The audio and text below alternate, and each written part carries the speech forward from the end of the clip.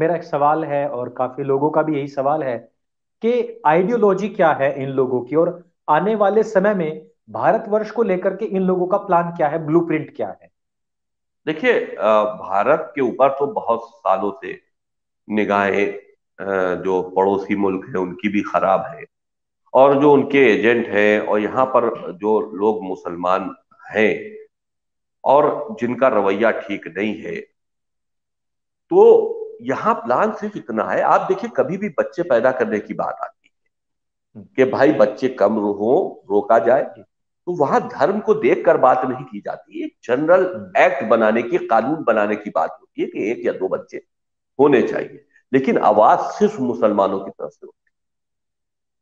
जी। उनके मुल्ला फौरन सामने आ जाते हैं कि साहब कैसे ऐसा होगा, ये तो अल्लाह की नेमत है। तुम एक साजिश कर रहे हो संख्या बढ़ाने के लिए। इसी तरह से तो तुम दुनिया की दूसरी आबादी हो गए। जी। तुमने संख्या बढ़ाई है तो इसलिए आप आबादी हो गए हो।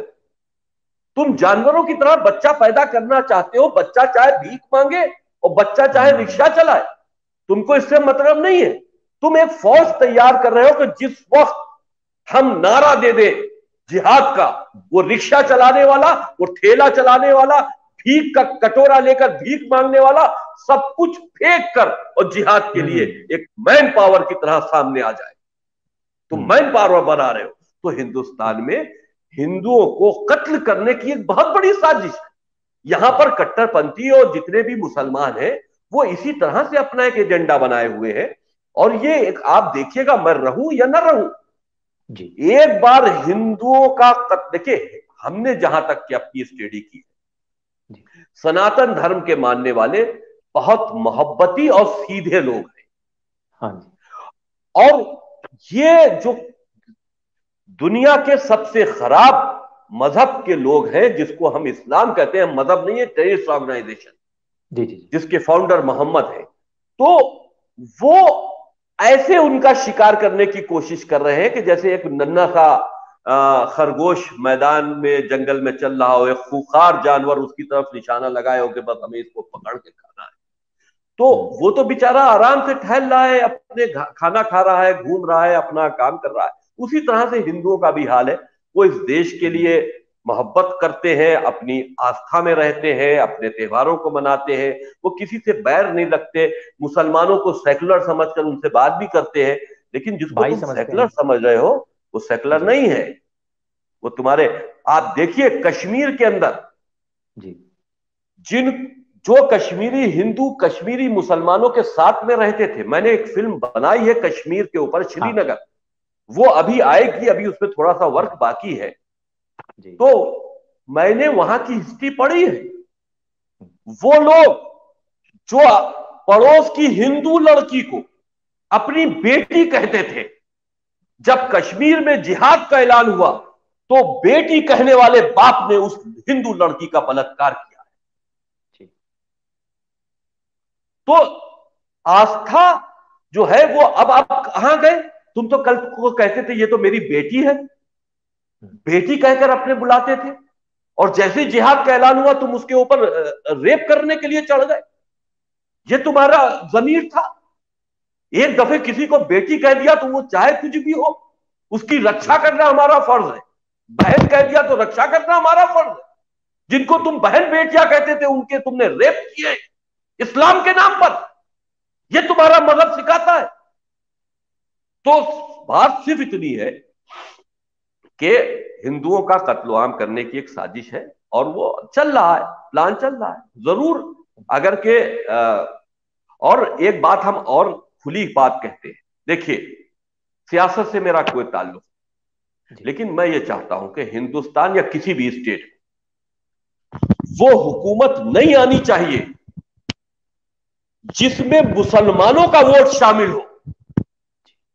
अगर मुसलमानों का वोट शामिल जिस सियासी पार्टी में हुआ और वो सरकार बना ले गई, तो वोट देने वाला मुसलमान अपने एक एक वोट की कीमत उस सियासी पार्टी से लेता है, और उसको छूट देनी पड़ती है उन मुसलमानों को, ताकि वो अपनी वो जो अपने जहन में खुराफात बनाए बैठे हैं, अपना एजेंडा बनाए बैठे हैं, उस एजेंडे के तहत वो अपना काम कर सके और उनके ऊपर रोक टोक ना हो। जैसे पश्चिम बंगाल तो में हम देख रहे इसलिए हैं। सियासी सियासी सूझबूझ हिंदुस्तानियों को जरूरी है, खास करके हिंदुओं को जरूरी है कि वो उन सियासी पार्टियों की तरफ बिल्कुल ना देखे, क्योंकि सियासत भी एक बहुत बड़ा प्लेटफॉर्म है, हुकूमत भी एक बहुत बड़ी ताकत है। आपको ये बात देखनी पड़ेगी कि अगर मुसलमानों की वोटों की सियासी जंग में कोई मुसलमानों को वोट, मुसलमान जिस सियासी पार्टी को वोट दे रहा है, तो ये अपनी रकम वसूलेगा उस सियासी पार्टी से अगर इसकी हुकूमत बन गई। तो ऐसी सियासी पार्टी से दूर रहना चाहिए।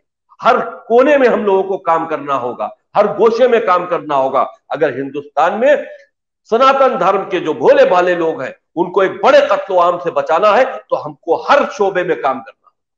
जी बिल्कुल। आपने बहुत आगे तक की जो बात है और दूरदर्शिता की बात है वो रखी है, और हिंदुओं के लिए भी संदेश दिया है कि अगर इस राष्ट्र को इसी प्रकार से अक्षुण्ण बनाए रखना है तो उनको अपना हर एक फैसला, वोट से, नोट से, हर चीज से उनको अपना फैसला बहुत ही सोच समझ करके लेना होगा।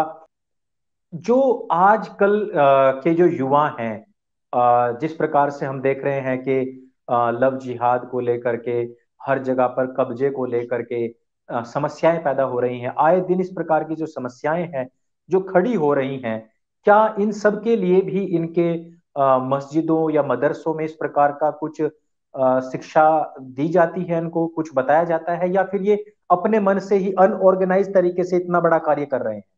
ना ना, देखिए जिहाद जो है वो कई तरह से होता है। जिहाद शादी करके भी होता है, जिहाद कलम से भी होता है, जिहाद मार के भी होता है, जिहाद फंसा कर भी होता है, जिहाद धोखे से भी होता है। जिहाद का मतलब क्या है? जिहाद का मतलब यह है कि गैर मुसलमानों से लड़ो, समझाओ। ये कुरान में लिखा है कि उनके रास्ते रोको, उन्हें समझाओ, जरूरत पड़े तो लड़ो, लेकिन उनको मुसलमान करो। तो जिहाद की ये तमाम तरीके हैं। मुसलमानों के जहनों में एक बात ये समझाई गई है कि अगर तुमने किसी एक गैर मुसलमान को भी मुसलमान बना लिया तो तुम्हारी जन्नत में जगह पक्की हो गई। तो अब लोग जो आम मुसलमान हैं, किसी हिंदू लड़की को फंसा लिया, उससे शादी करके मुसलमान बना दिया।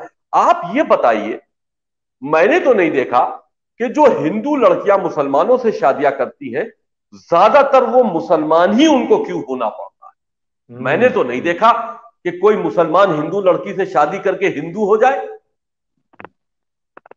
मेरी निगाह से शायद शायद एक आध हो, कोई ऐसा हो जो मेरी निगाह से नहीं गुजरा, लेकिन हमने अक्सर यही देखा है, जिन हिंदू बेटियों ने, जिन हिंदू बहनों ने मुसलमानों से शादियां की है, उनको अपना धर्म छोड़ना पड़ा है और मुसलमान होना।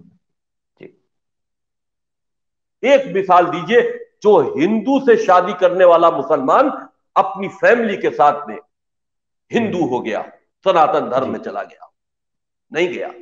वो कट्टर है, वो साजिश करके इसीलिए आया है, वो दिल में ये सोचता है कि मैंने एक हिंदू को मुसलमान बनाया है तो मेरी आखिरत पक्की हो गई, मेरी जन्नत पक्की हो गई। ये इसका सबसे बड़ा फंडा है। जी। वसीम जी, अंत में चलते चलते मैं आपसे पूछना चाहूंगा कि जो आपने बुक लिखी है उसकी बहुत डिमांड है, हमारे पास में भी काफी लोगों ने संपर्क किया है आपकी इस पुस्तक के विषय में, और कई बार ऐसा होता है कि जहां से खरीदना चाहते हैं वहां से मिल भी नहीं पाती है। कोई मार्ग बताइए, क्योंकि यहाँ पर भी लगातार कमेंट आए जा रहे हैं कि रिजवी जी किस प्रकार से हम इसको खरीद सकते हैं। तो यहाँ पर अभी जो जितने भी लोग हैं उनको कुछ आप थोड़ा सा मार्गदर्शन दीजिए ताकि ये पुस्तक सभी तक पहुंच सके। जी बिल्कुल। देखिए, ऐसा है कि लोगों ने हमारी जो पुस्तक है जी उसको बिकने ना पाए, लोगों तक पहुंचे नहीं, जी इस वजह से उन्हीं ने इसको ज्यादातर कोशिश ये की कि ये पुस्तक मार्केट में अवेलेबल ना होने पाए, जी और मार्केट में अगर अवेलेबल हो जाती है तो लोग उसको खरीदेंगे, लोग उस तक पहुंच जी जाएंगे, पढ़ेंगे। जी तो लोग डर रहे हैं प्रिंट करते हुए भी, लोग डर जी रहे हैं उसको बेचते हुए भी। तो हमने एक वायरल नंबर किया है। जी। मैं आप लोगों से बस इतना ही कहना चाह रहा था कि जो बुक है, जो किताब है, इसका लिंक, इसका एक व्हाट्सएप ग्रुप उन्होंने बनाया हुआ है, और उस व्हाट्सएप ग्रुप से वो एक बार फिर से उस बुक को वापस लेके आ रहे हैं, और आप वहां से उस किताब को ऑर्डर भी कर सकते हैं। मैं उसका जो नंबर है वो भी आपको दूंगा।